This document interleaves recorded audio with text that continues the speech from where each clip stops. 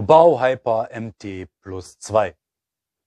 Wer mich auf Facebook und auf Instagram verfolgt, der weiß jetzt Bescheid. Das war das Paket.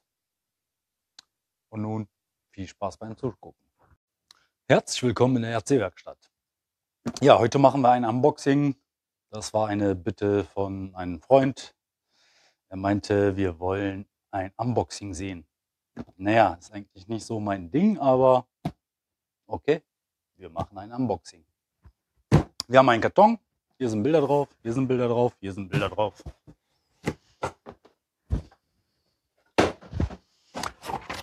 Pappe.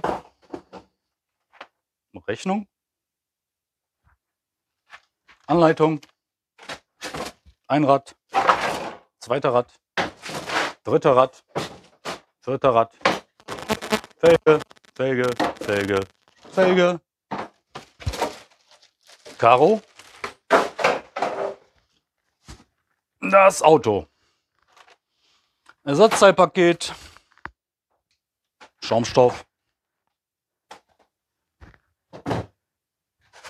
Das war's mit dem Unboxing. Ja, jetzt kommen wir mal zu der Nahaufnahme. So, das ist der ganze Lieferumfang. Wir haben die Räder, die sind nicht verklebt. Schaumstoff hatte ich schon rausgenommen, da das ein bisschen komisch aussah. Die waren leider schief da drinne und ja, haben ein paar Macken. Deswegen liegen sie draußen. Die erholen sich.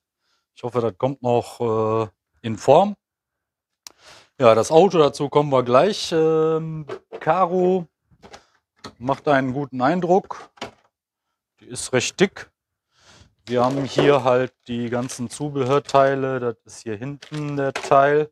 Dann haben wir noch Spiegel, die nicht lange halten werden. Ja, Schaumstoffeinlagen für die Akkufächer. Die Wheelie Bar ist mit dabei. Motorritzel mit Schrauben für den Motor, um den anzuschrauben. Die Karo Splinte, hier so eine Kabeldurchführung für die Reglerkabel beziehungsweise für den Empfängerkabel, um den da durchzufummeln, beziehungsweise damit er nicht da an den Zahnrad drankommt. Werkzeug, ja. Also der gefällt mir. Das ist hier dieser Standard-Imbussatz. Der ist nicht schlecht. Und Aufkleber für die Karo. Und natürlich die Bedienungsanleitung. Aufkleber mit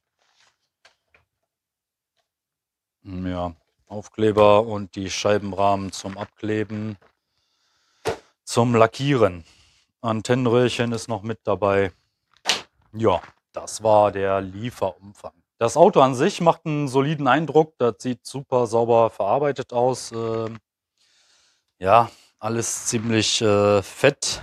Die Querlenker, das Chassis, ja, alles ziemlich massiv gebaut. Gut, das ist hier kein richtiger Basher in dem Sinne. Also der wird so hohe Sprünge trotz dem dicken Chassis hier nicht aushalten. Das wird der definitiv nicht schaffen. Warum ich mir das Ganze geholt habe, hat einen anderen Hintergrund. Also ich habe mit dem Auto noch ein Projekt vor. Ja, das wird sich ein bisschen ziehen, denke ich. Ich brauche da noch einige Sachen für. Und dann wird mal wieder so ein kleiner Umbau kommen von mir. In Anführungsstrichen klein.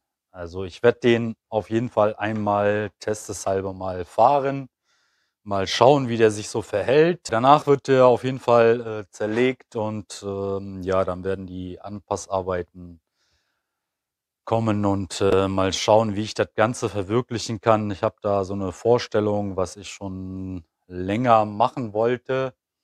Ich wollte als erstes einen Arma dafür nehmen, aber ja, das Chassis, das bietet sich eher dafür an und ich wollte mal so einen richtigen Monster Truck haben. Von daher kam der ganz gut, kam mir ganz gelegen und ja, das war die Kaufentscheidung für den. Ja, ich muss hier, glaube ich, nicht die Batteriefächer und so. Ich meine, da gibt es ja zig von Videos, deswegen auch mein schnelles Unboxing. Ist ja kein neues Teil. Ja, ich bin ja eh nicht der Typ, der sich direkt was Neues kauft, wenn es erscheint. Ich schaue mir die Modelle meistens immer etwas länger an und ja, mich fasziniert eher so die Bauform, die Bauart, was sie da für Tricks gemacht haben, wie sie das konstruiert haben. Und ja, das war auch die Kaufentscheidung für den hier. Ja, also ich kann mich echt für sowas faszinieren, wie hier zum Beispiel so eine Kleinigkeit, hier so eine Halteklammer für die Feder, dass die nicht da vom Teller rutscht. Oder hier so eine zusätzliche Halterung für den Motor, damit die hinten nochmal abgestützt ist. Hier so eine Reglerplatte. Ja, das zeigt halt, dass die Leute sich wirklich Gedanken drum gemacht haben, dass sich da einer wirklich hingesetzt hat und echt eventuell sogar noch getestet hat, was da wirklich funktioniert, wie man das umsetzen kann und all jenes. Gut, klar ist das nicht so ein stabiles Chassis wie so ein Truggy, sage ich mal, mit so einer flachen Chassisplatte. Schon allein, wenn man bedenkt, hier sitzt jetzt der Motor und das Chassis liegt so auf. Das Gewicht von dem Motor und dem Ganzen drückt ja noch weiter. Also in dem Moment, wo das Chassis aufliegt, ist die Energie verpufft bzw. wird weitergegeben in den Boden. Und hier verpufft halt nichts, ne? Die Energie geht voll auf das Chassis drauf und ich hatte auch gesehen, dass sie dann hier reißt, beziehungsweise ja, hier, das ist der schwächste Punkt. Da ist der Motor.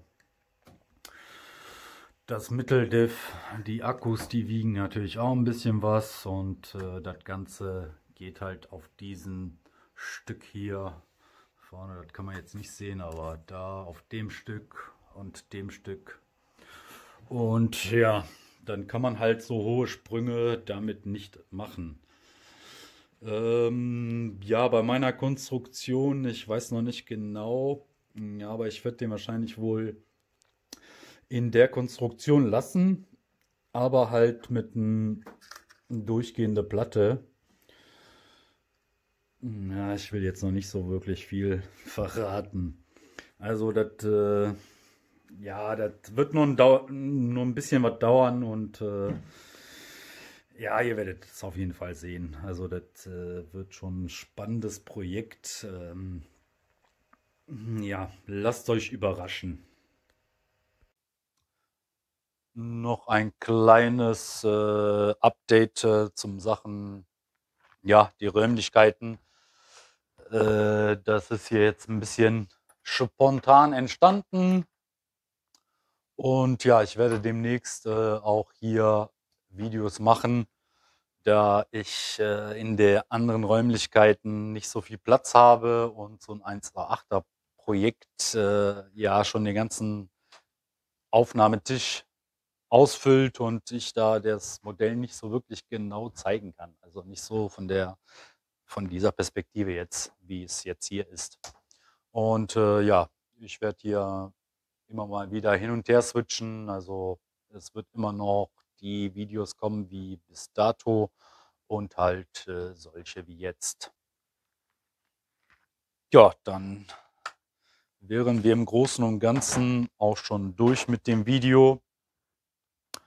Ja, ein Like dalassen, abonnieren und teilen. Das wäre schön. Ist alles gesagt, denke ich. Und ja, ich hoffe, ihr hattet Spaß und wir sehen uns dann mit dem nächsten Video wieder. Bis demnächst in der RC-Werkstatt.